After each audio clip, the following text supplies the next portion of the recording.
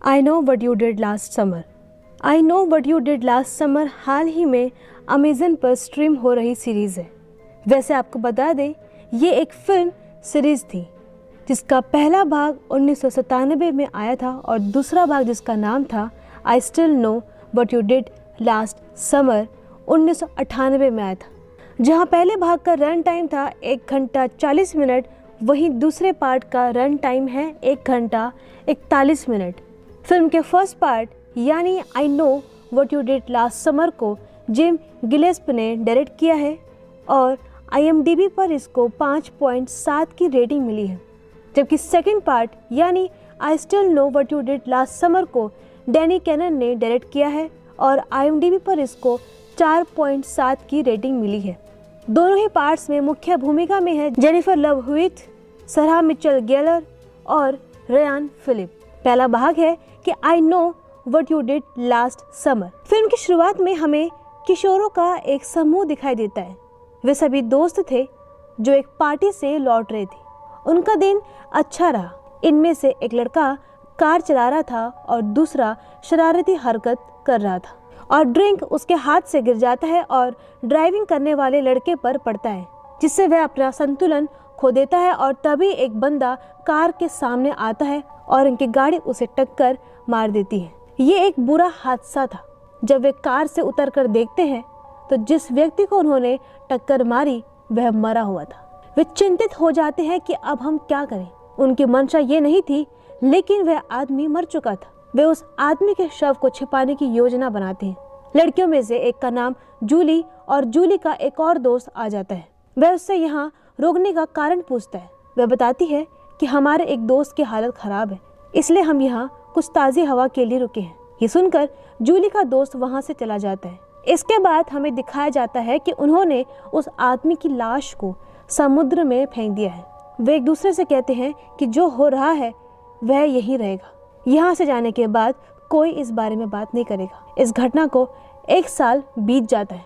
वे लौट आए और अब हम जूली को देखते हैं। छुट्टियों में वह अपने घर जाती है।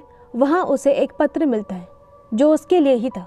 जूली ने जब चिट्ठी खोली तो अंदर एक नोट था। अंदर लिखा था कि मुझे पता है तुमने पिछली गर्मियों में क्या किया था। ये एक रहस्यमय संदेश था, क्योंकि उन्होंने एक दूसरे से वादा किया था कि पिछली गर्मियों से 1 साल पहले जो हुआ वह फिर से कोई याद नहीं करेगा। जूली चिंतित हो जाती है और वह अपनी दूसरी महिला मित्र के पास जाती है। वह एक स्टोर कीपर थी। जूली अपने दोस्त को सब कुछ बताती है। फिर वे अपने एक और दोस्त के पास जाते हैं। उनका दोस्त जो पिछली गर्मियों में उनके साथ था। वह जूली से पूछता है कि जैसा हमने वादा किया था तो मैंने यह बात किसी को नहीं बताई, लेकिन उसके बाद से ही तुम्हारा सबसे अच्छा दोस्त गायब हो गया है। जूली बताती है कि हाँ, उस घटना के बाद हमारा ब्रेकअप हो गया था। मैंने आज तक उससे बात नहीं की और मुझे ये भी नहीं पता कि वह कहाँ है। उनका कहना है कि शायद उसने ही इसे लिख कर दिया या शायद वह हमें चिढ़ा रहा है। फिर वे वहाँ से चले जाते हैं और अब जिस मित्र के पास वे आए थे उसे अपने लॉकर में एक तस्वीर मिलती है।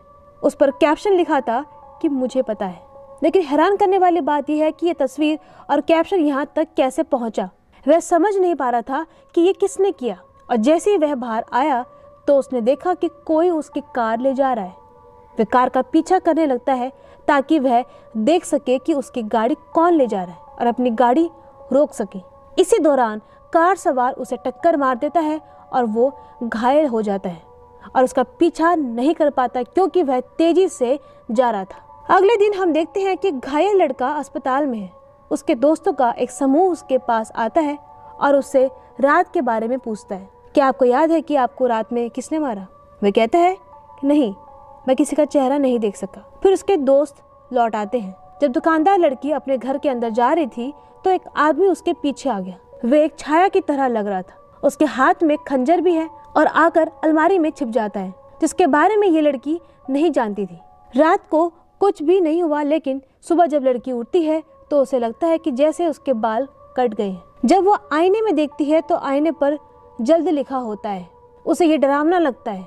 वह शीशा तोड़ देती है कि मेरे घर कौन आ सकता है और वह जूली को इसके बारे में बताती है। जूली अब अपनी दोस्त के घर आ रही थी जब जूली अपनी कार में बैठती है तो उसे लगता है कि उसकी कार में कोई और भी है। वह कार से उतरकर अपनी कार का पिछला हिस्सा देखती है तो वहाँ उसे एक लाश मिलती है। उस पर कई कीड़े लगे भी थे। वह समझ नहीं पा रही थी कि इस आदमी को मारकर मेरी कार के अंदर किसने छोड़ा। वह डर जाती है और यहीं से दृश्य बदलता है। अब हम जूली की महिला मित्र को देखते हैं जो कोई परफॉर्मेंस दे रही थी। उसका घायल दोस्त भी उसे देख रहा था, लेकिन तभी जूली की परफॉर्मर दोस्त देखती है कि उसके दोस्त के पीछे कोई है। वह कोई और नहीं बल्कि वह शैडो मैन था। उसने उस लड़के के अंदर अपना खंजर घोंप दिया और यह देखकर जूली की परफॉर्मर दोस्त चीखने चिल्लाने लगती है। वह कहती है, दूर रहो, मैं अपने दोस्त को बचाने के लिए जाना चाहती हूँ। वह वहाँ खड़े लोगों को हिलाती है। इस बीच पुलिस अधिकारी भी वहाँ आ जाता है।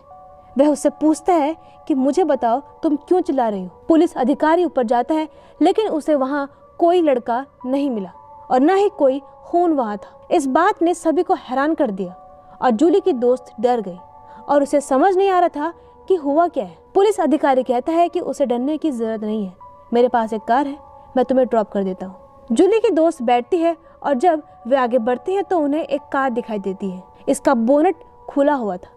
जब पुलिस अधिकारी देखता है कि उसे मदद की जरूरत है, वह कार से उतर जाता है, लेकिन इससे पहले कि लड़की उसे रोकती, वह शैडो मैन पुलिस अधिकारी को अपने खंजर से मार देता है।